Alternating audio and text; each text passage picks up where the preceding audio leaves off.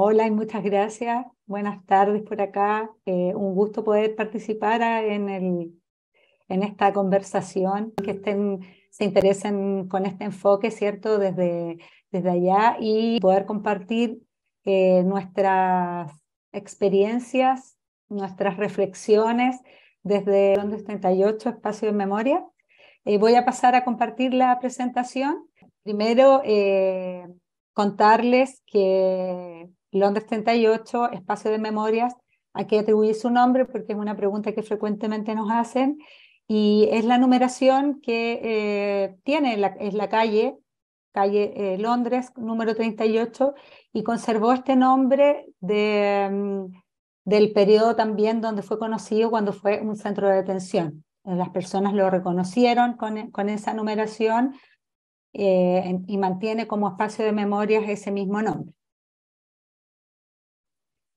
Bueno, el Londres 38, como les acabo de comentar, fue un centro de detención, tortura que habilitó la dictadura civil-militar en Chile y que funcionó desde muy inicios de la dictadura entre los años 1973 y 1975. Hasta el momento nosotros tenemos conocimiento de que habrían estado detenidas ahí alrededor de unas 2.000 personas y tenemos conocimiento también que hay 98 personas, hombres y mujeres, que luego de la detención eh, están hasta el día de hoy detenidas desaparecidas o mueren después del Londres 38 o mueren después a raíz de las torturas recibidas en Londres 38. Hay una compañera que muere luego en México en el exilio. Y ahí es importante destacar que nosotros, cuando hablamos de estas 98 personas, siempre hablamos en su concepción de víctimas y protagonistas, con la idea también de no reducir estas vidas, estas luchas y estas personas a esta concepción de víctimas de la dictadura militar. Las imágenes que están en la lámina acompañando corresponden a un periodo de denuncia fuerte que hubo de esta casa de tortura, que está ubicada además muy cerca del Centro Cívico de Santiago de Chile. Y se comenzó a visibilizar, a denunciar, también muy iniciado el proceso de la dictadura, que fue en los años 70, fuertemente en los 80, y ya se incrementan de manera importante la denuncia, la señalización y la visibilización a partir del año 2005. Muchas organizaciones de derechos humanos, familiares, sobrevivientes, participan en estas denuncias, en muchas manifestaciones que se van haciendo, eh, hasta que a fines del año 2010, principios del año 2011, el sitio es recuperado y se abre a la comunidad, creándose también ahí distintas áreas de trabajo. Ahí en las imágenes ya está el espacio como estaba en este minuto, abierto a toda la comunidad y donde además se están haciendo permanentemente distintas actividades y hay varias líneas de trabajo que ahora les voy a contar las áreas en las que nos organizamos como espacio de memoria. Aquí 4 de los elementos centrales, diría yo, del enfoque de memoria de nuestra organización, que es el concepto de construcción colectiva, donde todos y todas somos constructores de memoria, más allá de si la persona vivió o no vivió el periodo de la dictadura, más allá de su edad, más allá de su género.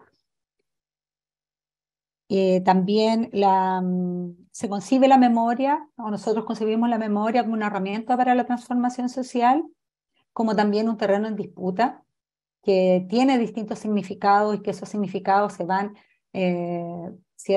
compartiendo y poniendo en tensión permanentemente, y esta disputa no solo tiene relación con lo que es discurso o la memoria hegemónica que se plantea de parte del Estado, sino con las distintas memorias que portan las colectividades y las personas. Y un elemento también central que en nuestro enfoque de memoria es la vinculación con el presente. La vinculación de estas memorias, como nosotros también llamamos las memorias para la acción, porque pues entendemos, ¿cierto?, esta continuidad tanto de las luchas y resistencias como también esta continuidad de la represión ejercida por parte del Estado.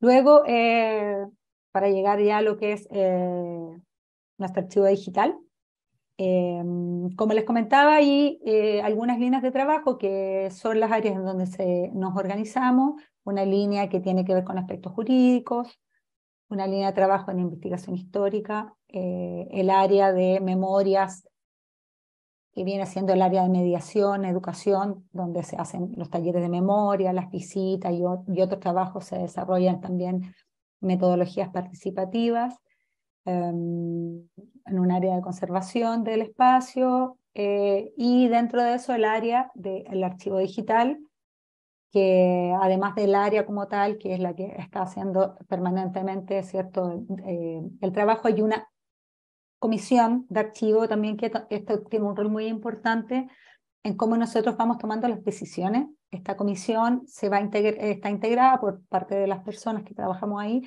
como miembros e integrantes del directorio. Y la concepción del archivo ya está presente cuando inicia el proyecto. Y esto también creo que es un elemento a relevar, puesto que da cuenta del valor para el proyecto que tiene esto de poner a disposición, recopilar, analizar, describir la documentación para generar reflexiones, para poder aportar al conocimiento. Una de las cuestiones que se planteó también desde el inicio, que fue una decisión que tuvo Londres 38, fue que este archivo fuera digital. Y eso también, además de ser una decisión práctica que tiene que ver con las condiciones o la carencia de condiciones materiales para la conservación de documentación física, tiene también una decisión política que tiene que ver con el poder dar acceso a la más amplio público, y también, digamos, el que los recursos sean digitales y nosotros hagamos un esfuerzo también en eso, tiene que ver con lo mismo. De todas maneras, entendiendo que la misma acceso a las tecnologías, también existen brechas entre distintos países y dentro de los sectores distintos, las distintas sectores dentro de incluso nuestro país. Sin embargo, entendemos que, o buscamos que el archivo pueda llegar a un público muy amplio y que no sea reducido, como son concebidos algunos archivos de manera más convencional, solo a ciertos grupos de investigadores, ¿cierto? Entonces queremos que justamente, y también por eso intencionamos trabajar con los archivos en distintas comunidades, y ahora les voy a mostrar algunas de las actividades que realizamos en eso. Actualmente tenemos alrededor de 4.500 recursos ya para su consulta digital, que está organizado en este momento tenemos 14 que son colecciones. Hay 2 que todavía estamos trabajando, no las hemos hecho públicas, pero que ya esperamos que sea muy pronto. Cada uno de estos fondos o colecciones su diseño responde al contenido, a dar cuenta de la organización, entidad que nos donó los documentos, pero además del material que contiene, que también es diverso. La imagen de fondo es una imagen de un proyecto, de una convocatoria que realiza el Londres 38 todos los años para trabajar proyectos políticos, artísticos, culturales con otras organizaciones, que también es un elemento transversal a todo el trabajo que realiza el Londres 38 y que también cruza el trabajo del área de archivo.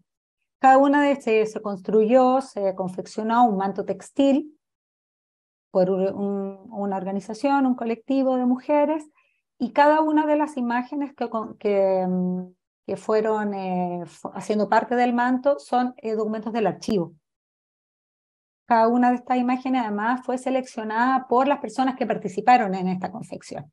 Entonces además eso tiene que ver con las inquietudes, ¿cierto? Y los intereses de las personas que participaron ahí. Bueno, ahí reiterar un poco una también de nuestros enfoques respecto de la importancia y la herramienta del archivo en múltiples áreas de la memoria y la activación con el presente. Aquí destacar algunos principios que derivan de este enfoque global de la memoria que tiene Londres 38 y que nosotros hemos ido transversalizando en las distintas áreas y funciones y actividades que tiene el archivo. En estas 12 o 14 colecciones que yo les mencionaba, hay distintos formatos y tipologías, un fuerte componente de imágenes, fotografías, afiches u otras visuales, también documentos de tipo textual, videos, audios, poquitos, muy poquitos, pero que también incluimos, y archivos secretos recuperados que, bueno, si no saben, en Chile no existen, o sea, que es el discurso desde parte de las Fuerzas Armadas, ¿cierto? Y las fuerzas represivas, archivos, sus archivos. Esos archivos aparentemente no existen, fueron eliminados, etc. Hay algunas pequeñas porciones de archivos represivos que han ido prácticamente por casualidad apareciendo, y Londres 38 ha hecho un esfuerzo en dar acceso a esos archivos, que también es una de las líneas de trabajo y una de las campañas que venimos impulsando más o menos hace un poco más de 10 años, que es la campaña se llama No Más Archivos Secretos. Entonces también se ha puesto a disposición ese tipo de materiales ahí para que sean accesibles a todo el mundo. Y volviendo a los principios, entonces tenemos este principio que también va marcando nuestro trabajo, que es el principio de máxima difusión y acceso, una vinculación estrecha y activa con los productores de la documentación y con las personas y organizaciones que nos donan material, el reconocimiento de los archivos y del archivo en su dimensión afectiva, cómo esto puede, cierto, considerarse y relevarse para tomar conciencia también de eso cuando nosotros hacemos las distintas actividades. Un fuerte enfoque colaborativo también, y eso se traduce en esta forma de crear o diseñar las colecciones y el archivo de manera colectiva, tanto al interior de Londres 38 como con los donantes, que eso hemos ido haciéndolo de manera, al principio un poco medio intuitiva, pero ya desde hace algún tiempo de manera intencionada, donde el donante o la donante va haciendo parte del proceso de diseño. De manera tal que este diseño de su colección dé cuenta de su propia trayectoria. Y también un enfoque colaborativo, puesto que estamos abiertos a recibir colaboraciones en materia de descripción de documentación. O sea, queremos que también se haga parte las personas que consultan, agregándonos información, sugiriéndonos modificaciones. Esto también queremos nosotros ir haciéndolo de manera más activa, porque consideramos que es muy importante también, que tiene que ver con el enfoque que nosotros tenemos, que tal vez lo voy a tocar a lo mejor en unas láminas más adelante. Y hacer este esfuerzo por promocionar y por promover distintos usos y apropiaciones que excedan a los usos más tradicionales, ¿cierto? Que son como el uso de investigación, que como no, que es importante que lo usen, pero también que sean de muy diversas, como para educación, en desarrollo artístico, en trabajos de memoria de distintos territorios, organizaciones o comunidades. Aquí un poco cómo va cruzando, ¿cierto?, las distintas etapas, estos principios, tanto en la identificación como en la selección de material, en la investigación, que es también una etapa importante, puesto que nosotros intentamos relevar mucho el contexto político, social e histórico donde se producen los documentos. Así que hacemos un esfuerzo en esa etapa, que cruza todo el tratamiento documental, en este trabajo de vinculación con otros que le mencionaba, en la devolución del material a las personas que nos donan, una vez que se hace una entrega, se les haga una presentación o dependiendo. Y en los usos que también mencionaba. Creo que les voy a mostrar. Bueno, la imagen es importante, es una colección que nosotros creamos luego de lo que fue el estallido social en Chile, el periodo de revuelta, donde se estaba haciendo un uso muy intensivo por parte del Estado de reprimir ¿no es cierto?, estallido que surge de la prisión política. Y nosotros decidimos armar en ese momento una colección con documentación sacado de las redes sociales o que nos iban donando los propios familiares de las personas que estaban presas, que le llamamos Presa y Preso de la Revuelta. Entonces, este es un dibujo de un compañero que estaba en ese minuto preso, de un documento del año 2020. Respecto de este aspecto afectivo y de esta importancia también si queremos, de reparación de los archivos, la imagen que está de fondo es una tela que fue donada por una activista de derechos humanos, que además es sobreviviente de Londres, Erika Jennings, donde al minuto de trabajar con ella esta colección, ¿cierto?,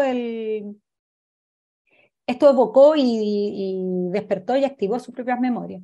Entonces, esas propias reflexiones que Erika hizo, por ejemplo, con este documento, con esta tela que nosotros digitalizamos, ingresamos, estaba cortado porque no me daba el espacio para poner toda la reflexión, pero le activa a ella esas memorias y nosotros decidimos que esas reflexiones tienen tanta importancia para nuestro archivo que también la incluimos en esa descripción. Así como otros documentos que también, donde intentamos trazar qué significa ese documento en la vida, ¿no?, de esa persona que está donando. Aquí, porque ya me di cuenta que pasó rápido el tiempo, voy a pasar por algunos usos. El telar, ¿cierto?, el manto textil que yo les hablaba, que se tradujo en un manto grande, pero además estos se exhibieron en la calle, son documentos del archivo, que los trabajó esta colectiva de mujeres. Acá una proyección lumínica que se hizo con documentos del archivo en un montaje para conmemorar una fecha que es muy importante de la lucha callejera de los años 80 en Chile, que es una fecha que se conmemora en el mes de marzo. Esto, bueno, decidimos que fuera lumínica y esta proyección, estábamos en condiciones sanitarias muy restrictivas, así que eso fue la forma que se nos ocurrió de poder usar los archivos ahí. También talleres, como en el concepto de educar, entre comillas, porque más bien nosotros somos facilitadores usando archivos, talleres que trabajamos con material análogo, pero también con material digital a distintos grupos. Estudiantes, universitarios, secundarios, algunas comunidades también.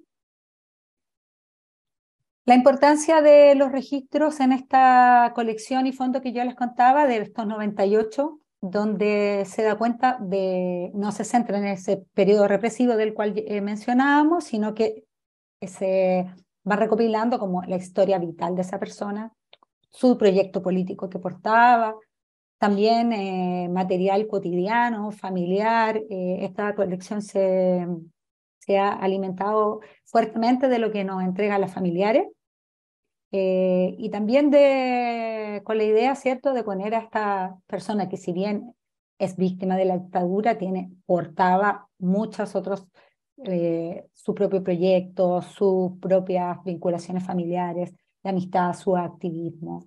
Hay dos imágenes de ese fondo. Un esfuerzo de reinterpretación o un uso de reinterpretación. La foto también forma parte de este mismo fondo que les mencionaba. Jaime Busso es una de las víctimas del 38 y después otro colectivo en otro proyecto hizo este proyecto de reinterpretación, donde además la persona que hizo el diseño también pone su propia reflexión. Esto también hace parte después del mismo archivo y de la misma ficha de esta persona, que en este caso es Jaime. Vinculación con organizaciones territoriales, que también es algo que hemos estado buscando activamente con la idea de reflexionar, de compartir y de ir ampliando, ¿cierto? También apoyando con nuestra experiencia el surgimiento de archivos comunitarios en distintos lugares. Y esto, si quisiéramos poner el tema de la reparación y lo afectivo, esta es una entrega de documentos originales que a nosotros nos llegaron donados por otra persona, y buscamos a familiares. Estos documentos originales corresponden a personas que fueron asesinadas también en dictadura, y nosotros teníamos estos documentos, entonces generamos estos espacios colectivos para hacer entrega y también para que se generara un espacio ahí, ¿cierto?, colectivo de memoria y de conversación. Ahí dejé también, yo sé que vamos a seguir conversando, pero ahí me ajusté súper a la hora. Nuestra red, la dirección del archivo y de nuestra organización, el sitio de Londres 38, y las preguntas y comentarios las vemos a continuación. Eso, muchas gracias. Muchísimas gracias a ti, Leslie, por esa presentación fantástica. Un aplauso virtual que llegué hasta Chile. Ok, así que podemos comenzar con las preguntas. Andrés Lombana, es la Javeriana, ¿no? Sí. De la Universidad La Javeriana en Colombia. Pregunta, me gustaría saber más sobre los archivos secretos y represivos en Chile. Asumo entonces que la pregunta es para Leslie. ¿Cómo es el proceso para acceder a estos archivos? ¿Qué desafíos éticos genera trabajar o abrir estos archivos? La verdad es que, como les mencionaba, archivos de la represión propiamente tal no existen en Chile, han sido negados durante todos estos años por los organismos de las Fuerzas Armadas y los organismos de seguridad.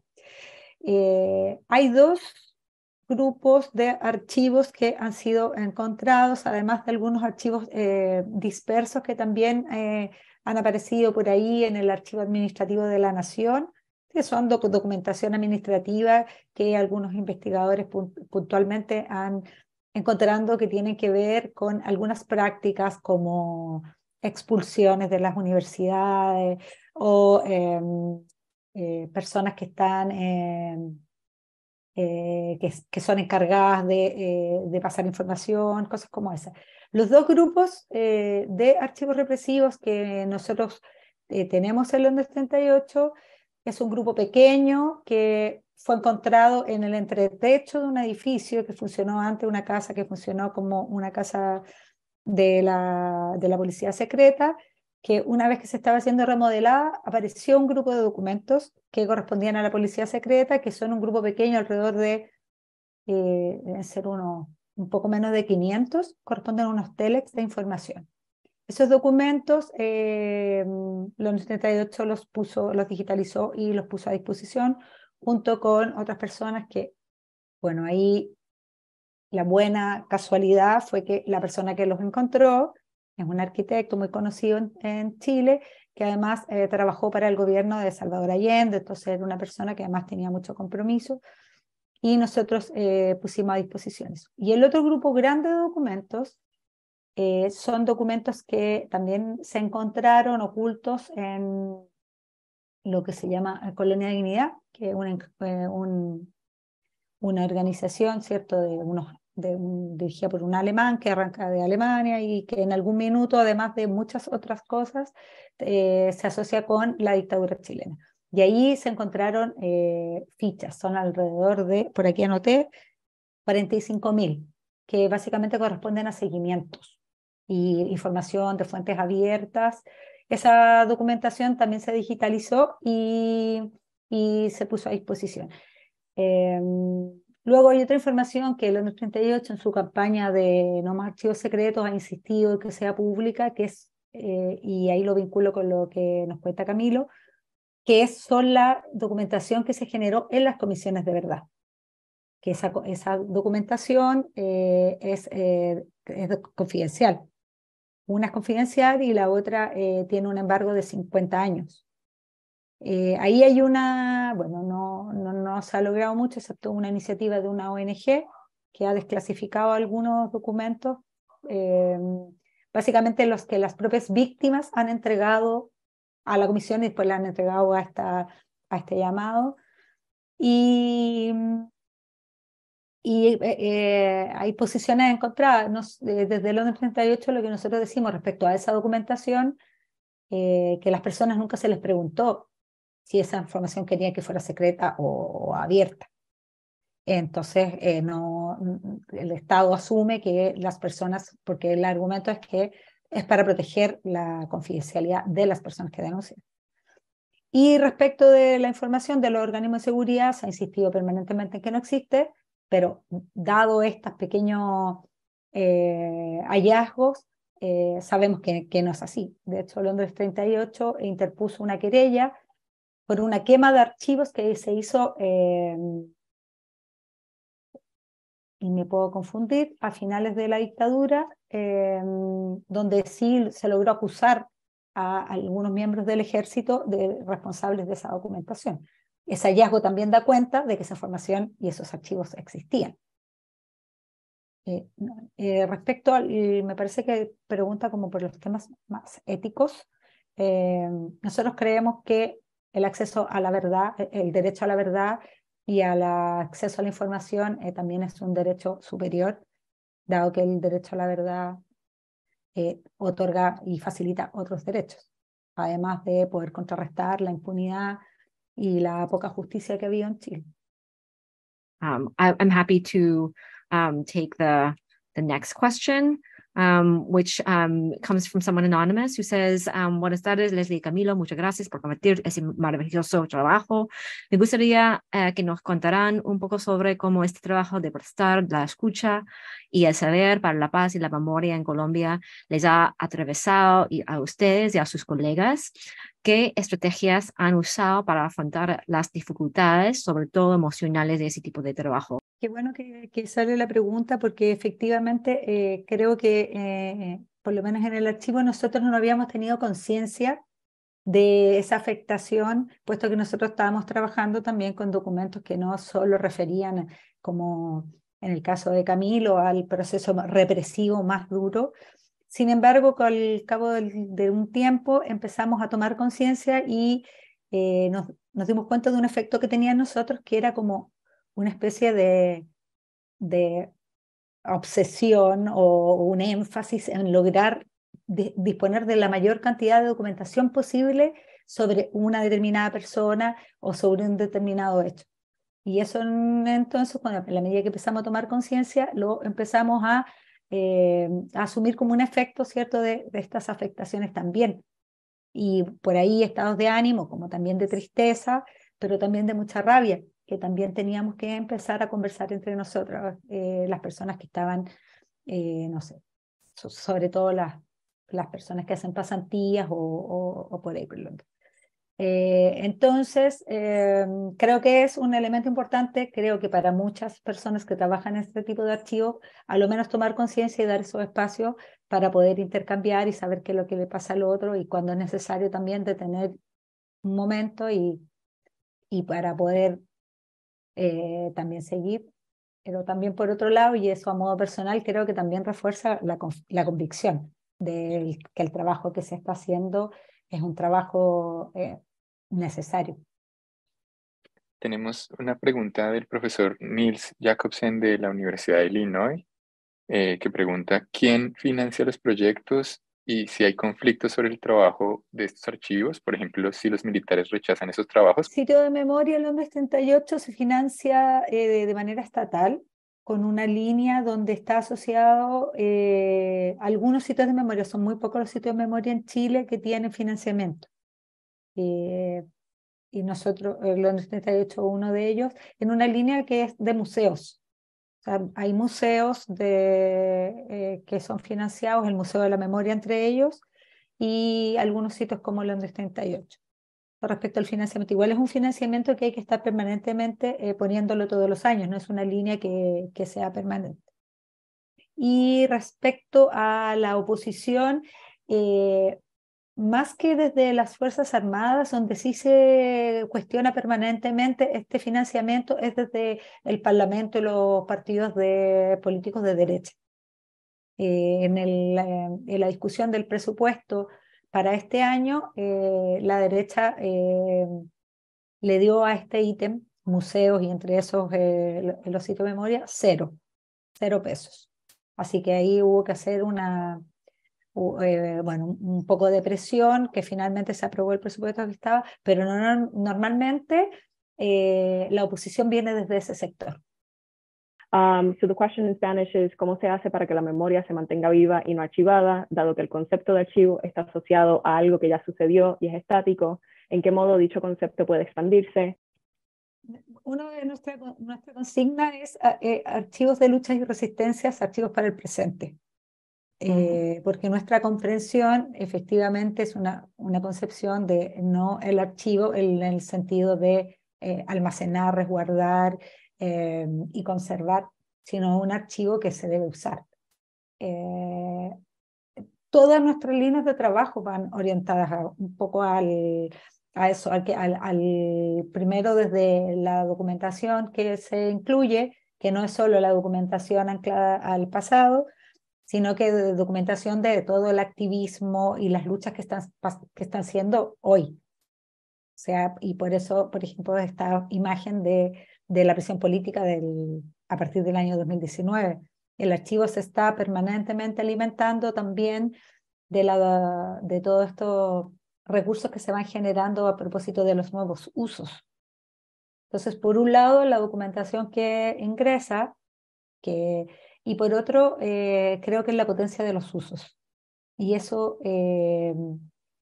exime al trabajo del archivo en esta concepción del almacenaje o del resguardo, que como una teoría ya más antigua. Entonces, a la medida que se potencian esos usos de manera activa, creo que se desarchiva la memoria.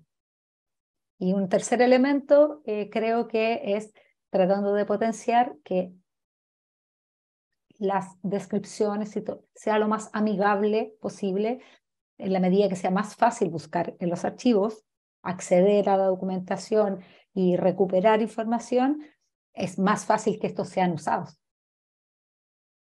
Es una pregunta que viene de